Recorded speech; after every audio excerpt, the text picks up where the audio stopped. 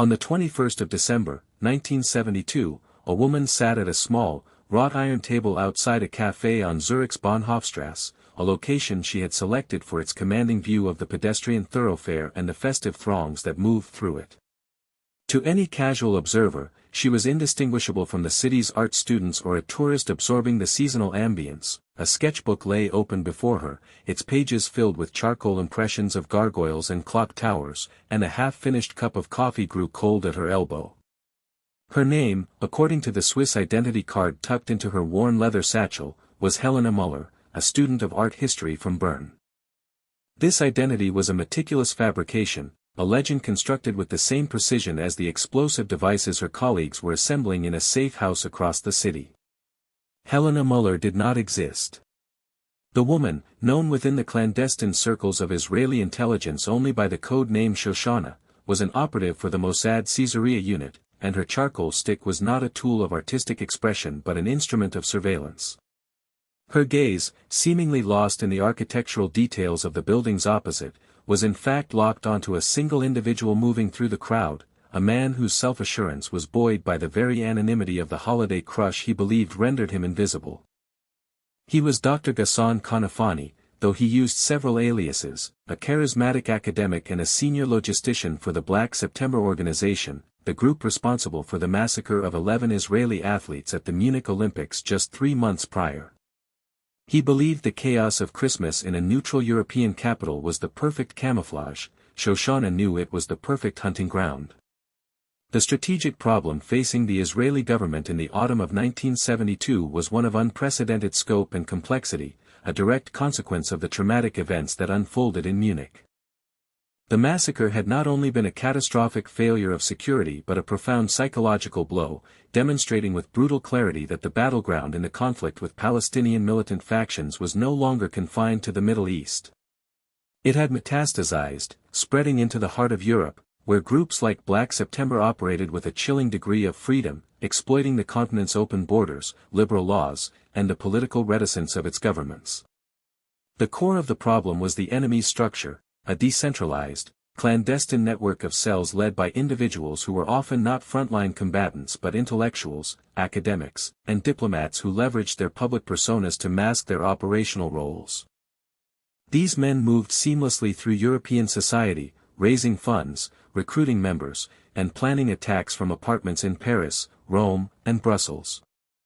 The government of Israel, under Prime Minister Golda Meir, concluded that conventional responses were utterly inadequate. Diplomatic protests were met with platitudes, and requests for legal action from European authorities were often stymied by a lack of actionable evidence that would stand up in court, or a palpable fear of reprisal attacks that paralyzed political will. A new, far more ruthless doctrine was required, not merely for retribution, but for existential deterrence. The objective was to dismantle the network from the top down, to create a new reality for its leadership where there were no safe havens, no moments of peace, and no place on earth to hide. This was the genesis of Operation Wrath of God, a clandestine war of targeted assassination authorized by the highest levels of the Israeli state and entrusted to the Mossad. The failure of conventional methods necessitated this escalation into a shadowy, undeclared war. Previous attempts to disrupt the Palestinian militant infrastructure in Europe had relied on intelligence sharing with host nations, a process that proved to be frustratingly slow and largely ineffective. European security services, while often sympathetic in private, were hamstrung by legal frameworks not designed to combat international terrorism and by a political calculus that prioritized domestic tranquility over confronting a foreign conflict. They would place targets under surveillance, but rarely would they act unless a plot on their own soil was imminent and undeniable. This passive stance created a permissive environment in which Black September's operational architects could thrive. The targets themselves were masters of tradecraft. They used cutouts and dead drops, communicated through coded messages, and maintained a rigorous routine of counter-surveillance, making it nearly impossible for a conventional police force to build a case against them. They were not merely criminals, they were ideologically driven, highly intelligent, and deeply paranoid operatives. The limitations of technology in the 1970s also played a crucial role, without the ubiquitous digital surveillance of the modern era, intelligence gathering was a painstaking, human-intensive process. Tracking a single individual across multiple European borders required immense resources and carried a high risk of compromise. It became clear to Mossad's leadership, particularly directors V. Zamir, that the only language their adversaries would understand was the one they themselves had used in Munich: violence. The decision was made to bypass the ineffective channels of international cooperation and to project Israeli power directly into the streets of Europe, a strategy that was as audacious as it was fraught with diplomatic and moral peril. The primary target of the Zurich operation, Dr. Ghassan Kanafani, embodied the precise nature of the challenge facing the Mossad. Publicly, he was a respected professor of political science, a published author, and a frequent guest on European television programs, where he eloquently articulated the Palestinian cause in fluent French and German. He cultivated an image of a moderate intellectual, a man of letters who engaged in the battle of ideas, not of arms. This public persona was his most effective weapon, a carefully constructed shield that deflected suspicion and granted him access to influential circles. In reality, Kanafani was a central node in Black September's European network. He was not a trigger puller, but his role was arguably more critical. He managed the flow of funds from patrons in the Arab world, coordinated the movement of weapons and explosives across borders, and identified potential recruits among the diaspora of Palestinian students in European universities. His academic travels provided the perfect cover for his clandestine activities, allowing him to meet with cell leaders in different cities under the guise of attending conferences or giving lectures. He was disciplined, methodical, and acutely aware of surveillance. His apartment in Zurich was chosen for its multiple entry and exit points, and he varied his daily routines with deliberate randomness. However, the Mossad Psychological Profiling Unit, a team of analysts and behavioral scientists, identified a potential vulnerability rooted in his intellectual arrogance. Kanafani believed he was intellectually superior to his adversaries and possessed an unshakable confidence in his own tradecraft. This arrogance was most pronounced during periods he perceived as low risk, such as the Christmas holidays, when he assumed that the operational tempo of Western security services would decrease and that the general distraction of the season would provide an additional layer of natural camouflage. He saw the festive crowds not as a potential threat environment but as a comforting sea of anonymity in which he could relax his guard. This predictable pattern of psychological relaxation was the flaw the Mossad intended to exploit. The plan proposed by the Caesarea unit was a model of audacity and psychological warfare, designed to turn the target's perceived strengths into fatal weaknesses. The operation, codenamed Chalet, was conceived not as a simple physical elimination but as a complex, multi-stage intelligence endeavor. The core of the proposal was to leverage Kanafani's Christmas routine against him. Intelligence gathered from a source within the PLO's Rome office indicated that Kanafani traditionally spent the 2 weeks leading up to Christmas in Zurich, using the time to consolidate financial reports for the year and meet with key lieutenants under the cover of holiday shopping and social events. The Mossad's plan was to insert a lone female operative into Zurich months in advance, tasked with establishing a deep cover identity completely disconnected from the world of espionage. This operative, Shoshana, would become a ghost, a resident of the city whose presence was so mundane and unremarkable that she would be invisible to Kanafani's sophisticated counter-surveillance senses. Her sole initial purpose was to observe, to build a minutely detailed pattern-of-life analysis of the target, focusing specifically on the subtle shifts in his behavior as the holiday season approached. The second phase of the plan involved a technical team that would enter Switzerland only days before the strike. Their task, based on the intelligence provided by Shoshana, was to breach Kanafani's apartment and install a bespoke explosive device, not on a timer, but with a command detonation feature. The final phase was the psychological trigger. The assassination would be initiated by a phone call, a method that would confirm the target's identity and ensure he was alone, thereby minimizing the risk of collateral damage. This method was chosen for its precision and its chilling message, that the Mossad could reach its targets anywhere, at any time, even through the mundane act of answering a telephone in the perceived safety of their own home. The operational planners conducted a systematic and exhaustive analysis of the obstacles inherent in the Chalet proposal, identifying a cascade of potential failure points. The primary challenge was the operating environment itself. Switzerland, despite its neutrality, was not a lawless space. Its federal and cantonal police forces were efficient, professional, and deeply suspicious of foreign intelligence activities on their soil. A botched operation resulting in the capture of Israeli operatives would create a diplomatic firestorm, severely damaging Israel's international standing and providing a propaganda victory to its enemies. The risk of exposure was magnified by the operation's complexity. It required the seamless coordination of multiple teams, surveillance, technical, and command, all operating under deep cover and communicating through sterile, prearranged channels. A single mistake, a poorly forged document, a suspicious financial transaction, or a moment of carelessness in tradecraft could unravel the entire network. Furthermore, the linguistic and cultural barriers were significant.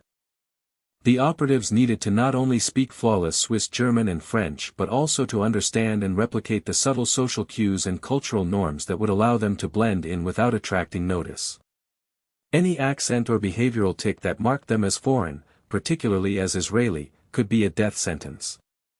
The most significant risk, however, was the potential for failure.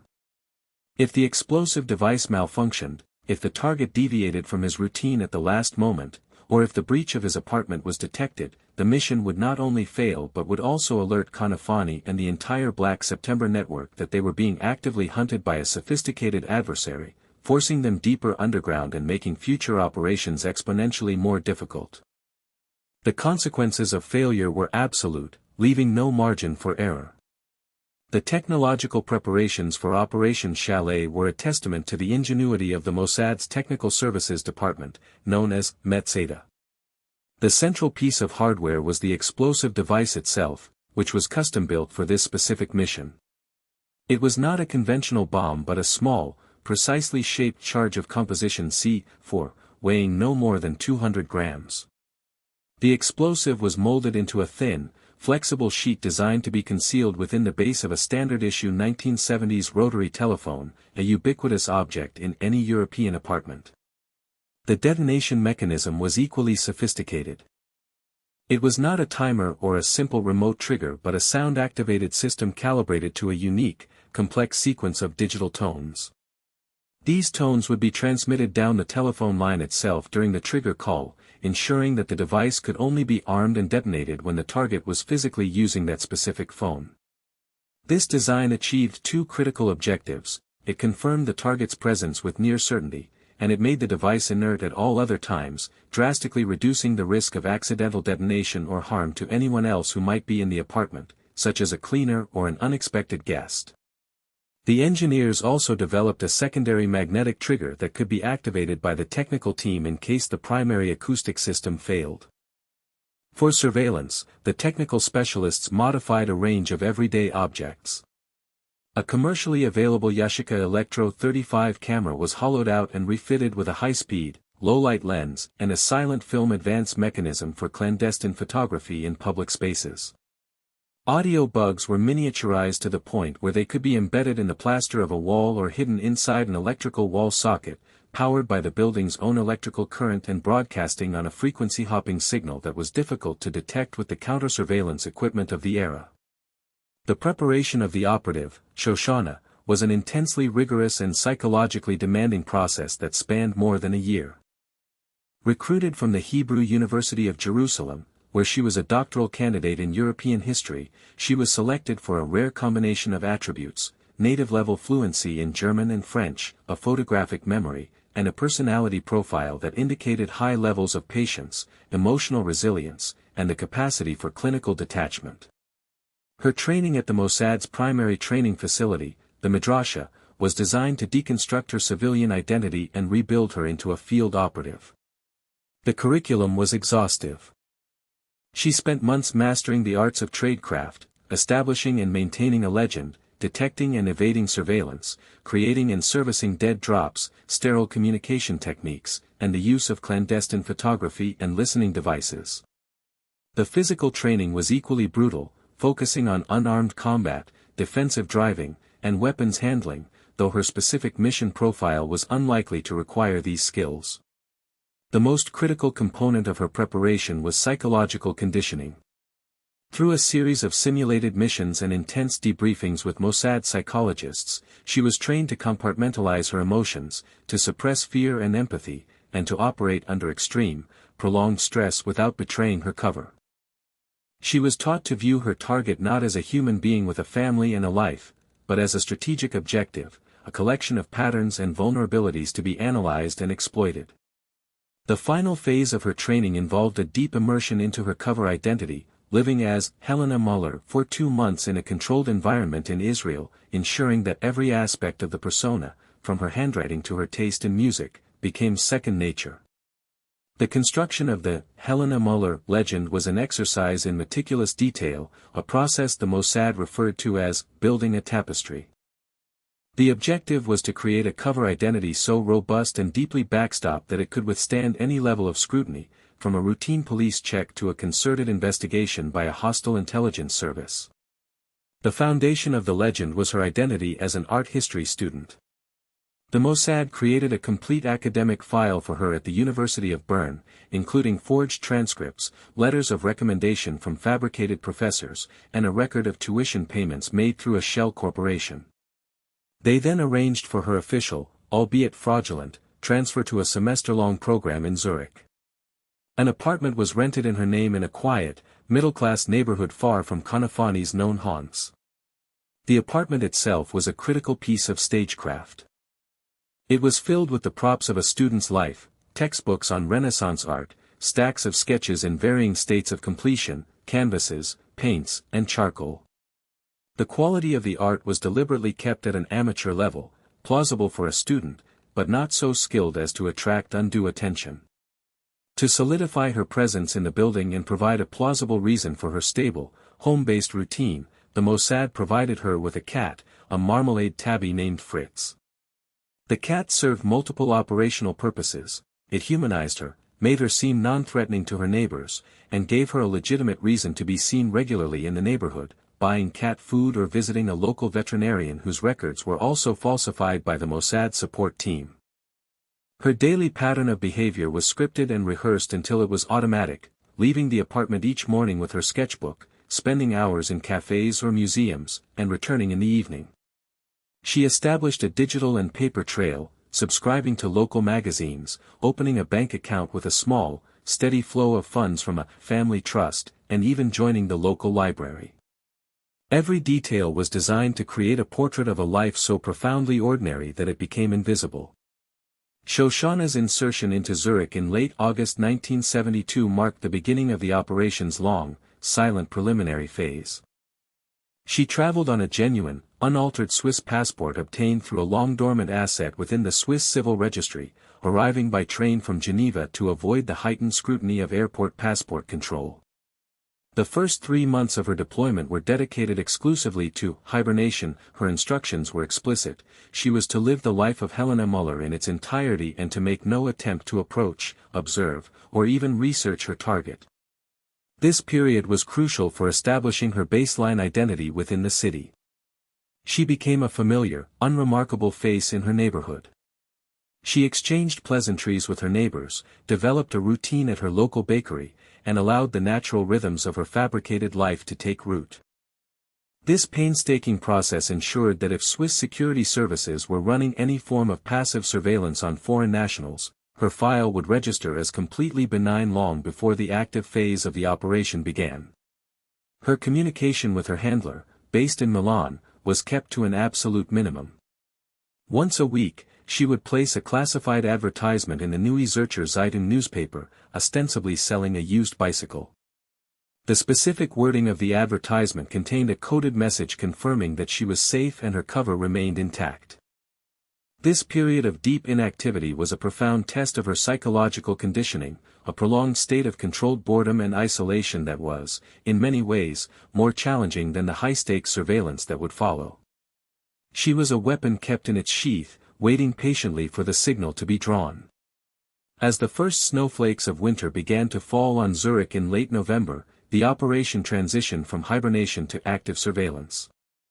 The signal came via a coded message embedded in a shortwave radio number station broadcast, instructing her to begin the initial, passive observation of Ghassan Kanafani. Her methodology was deliberately indirect. She never followed him directly.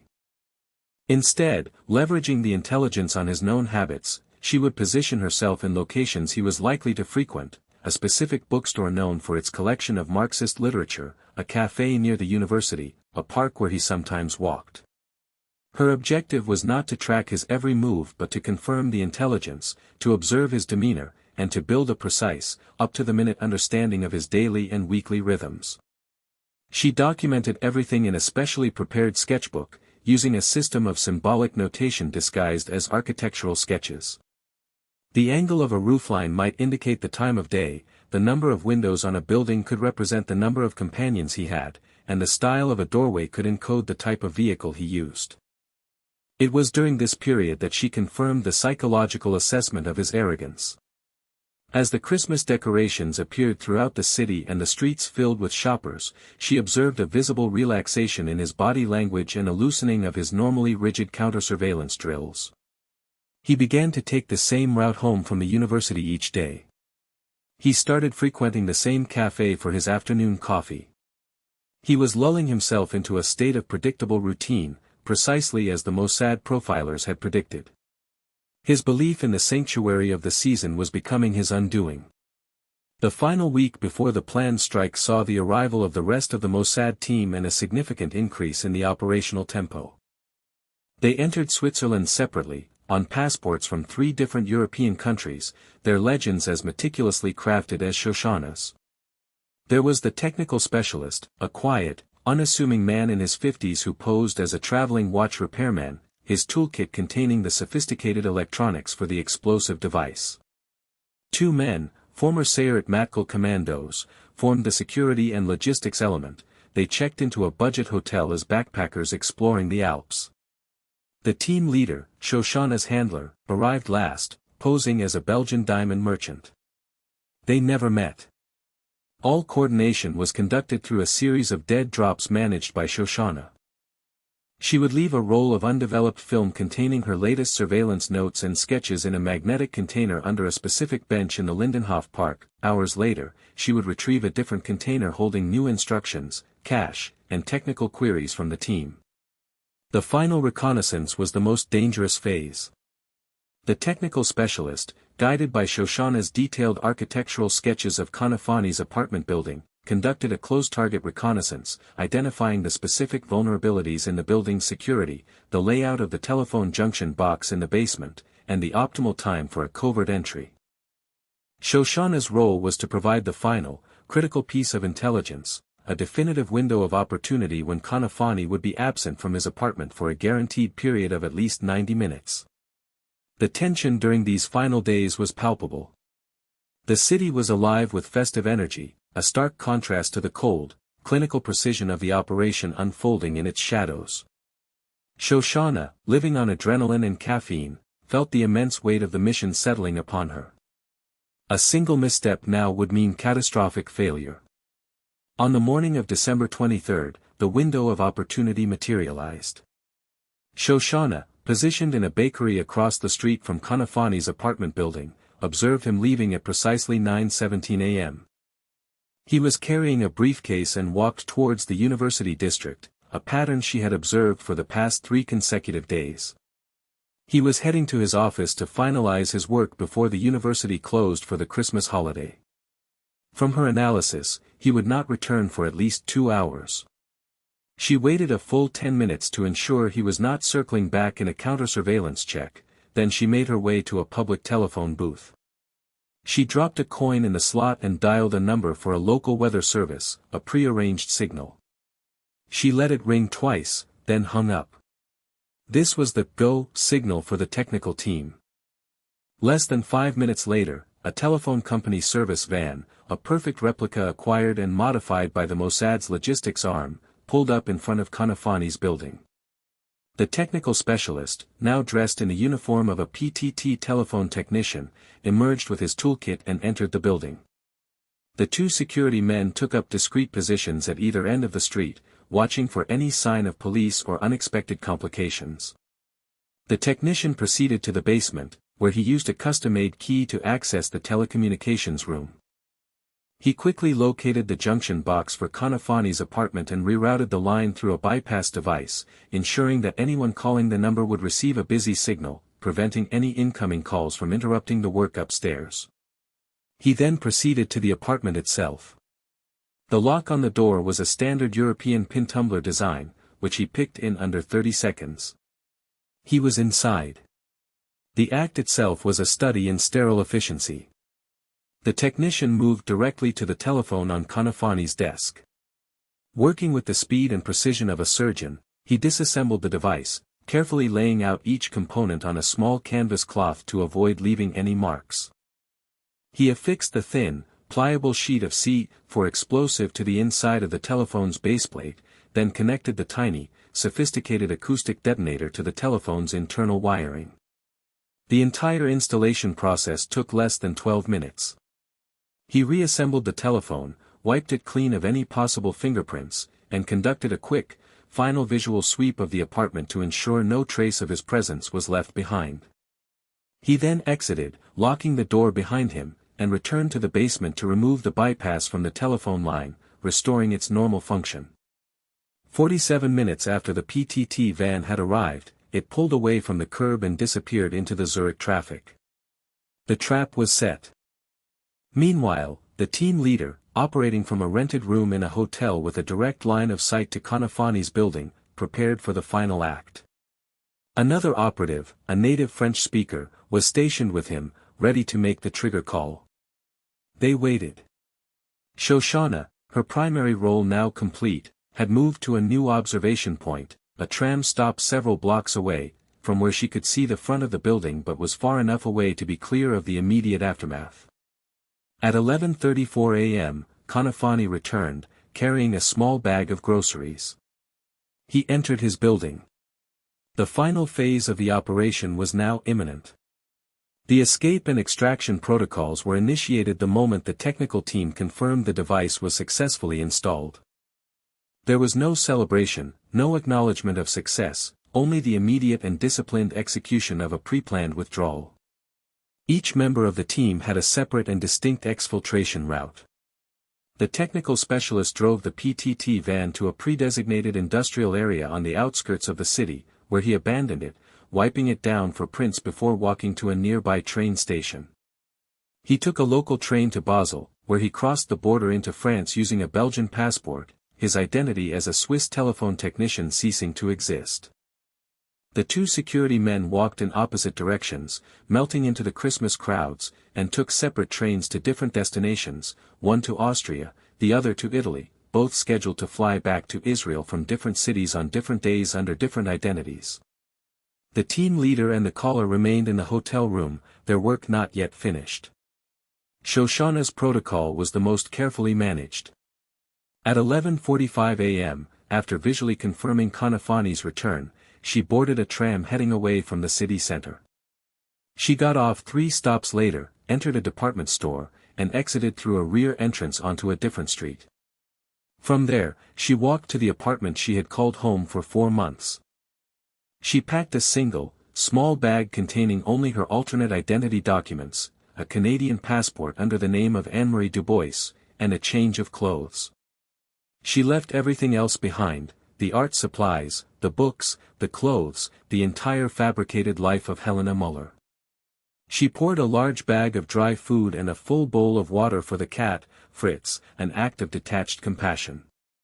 As arranged, a Mossad-affiliated local contact, Cyanim, would enter the apartment a week later under the guise of a concerned landlord to retrieve the animal. Shoshana then walked to the main train station, purchased a ticket to Geneva, and boarded the train, her mission functionally complete, leaving only the final, fatal trigger to be pulled by others. In the hotel room overlooking the street, the team leader watched Kanafani's apartment through a pair of high-powered binoculars. He saw a light go on in the study. He waited a full 10 minutes, allowing the target to settle in. At 11:58 a.m., he nodded to the caller. The operative picked up the telephone and dialed Kanafani's number. After 3 rings, the target answered. The caller, posing as a French journalist requesting an interview, engaged Kanafani in a brief conversation, his primary purpose being to confirm with absolute certainty that the man on the other end of the line was indeed their target. He asked a specific, prescripted question about an obscure academic paper Kanafani had written years earlier, a question only the man himself could answer authoritatively. Kanafani, irritated but unable to resist the appeal to his ego, confirmed his identity by launching into a brief explanation. "Merci, docteur," the caller said calmly. That was the verbal cue. The team leader, holding a separate electronic device connected to the phone line, pressed a button. This sent the unique sequence of digital tones down the line, a signal that was inaudible to the human ear but was the specific acoustic key the detonator was designed to recognize. From her seat on the train pulling out of Zurich Hauptbahnhof, Shoshana felt nothing, heard nothing. But in that precise instant, the 200 grams of C4 inside Ghassan Kanafani's telephone detonated with a violent, focused blast. The explosion was directed upward, precisely as designed, killing him instantly but causing minimal structural damage to the apartment. The sharp, muffled crack was barely audible on the street below, lost in the midday city noise. The operation was over. The immediate aftermath of the explosion was a carefully managed chaos. The Swiss authorities, responding to reports of a blast, were met with a scene that was both shocking and puzzling. There was a single fatality, a man identified initially by one of his aliases, and the cause of death was clearly an explosive device. But the professionalism of the hit was immediately apparent to the forensic investigators. There was no residue, no timer fragments, no stray wires, none of the usual amateur signatures of a typical terrorist bombing. The explosive charge had been expertly shaped to contain the blast, and the method of detonation was so sophisticated as to be almost untraceable. Within the Palestine Liberation Organization and its splinter groups, the news of Kanafani's death sent a shockwave of fear and paranoia.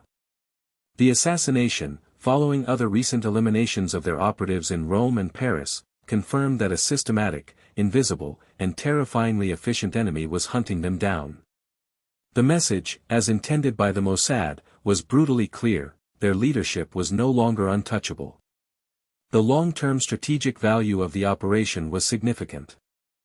While it did not end the conflict, it severely disrupted Black September's European operations, forcing its remaining leaders to abandon their comfortable lives and go deep underground, constantly looking over their shoulders and trusting no one. This state of perpetual fear degraded their ability to plan and execute further attacks. Diplomatically, the fallout was contained. The Swiss government launched an intensive investigation but found no credible leads pointing to a specific state actor. There were whispers and accusations directed at Israel, but with no evidence, they remained just that. The Mossad, adhering to its policy of ambiguity, never claimed responsibility, allowing the event to serve as a powerful, unspoken warning. For Shoshana, the psychological cost of the operation unfolded slowly, in the quiet, anonymous safety of a Tel Aviv debriefing facility. The transformation from Helena Muller, the quiet art student, back into her true self was disorienting. For months, she had inhabited a fictional character so completely that the persona's habits and mannerisms lingered like a phantom limb. She found herself reaching for a sketchbook that was no longer there, feeling a pang of concern for a cat she would never see again. The clinical detachment that had sustained her throughout the mission began to erode, replaced by a delayed wave of emotional and ethical reflection. She had been the critical first link in a chain of events that led to the death of a man she had watched for months, a man whose habits, vanities, and routines she had come to know with an unnerving intimacy. The Mossad psychologists who guided her through the debriefing process were skilled at helping operatives process these experiences, reframing the mission in the stark, utilitarian language of national security and righteous retribution for the massacre in Munich. She understood the cold logic of the operation, the necessity of the act in the context of the undeclared war in which her country was engaged. Yet, the moral and ethical questions raised by her actions remained, settling deep within her consciousness. She had been a tool of the state, an instrument of lethal force, and the experience had permanently altered her perception of herself and the world. The life of an ordinary academic, which she had once planned, now seemed irretrievably distant, a relic from a life lived by someone else. She had crossed a threshold from which there was no return, forever marked by the silence, the solitude, and the chilling success of her time in Zurich. What is the true cost of such an operation, not in currency or political capital, but in the humanity of those who execute it? Can a state, in the defense of its people, adopt the very methods of the terrorists it seeks to destroy without becoming something more akin to them? Share your thoughts in the comments below. If you found this story compelling, please give this video a like and subscribe to our channel.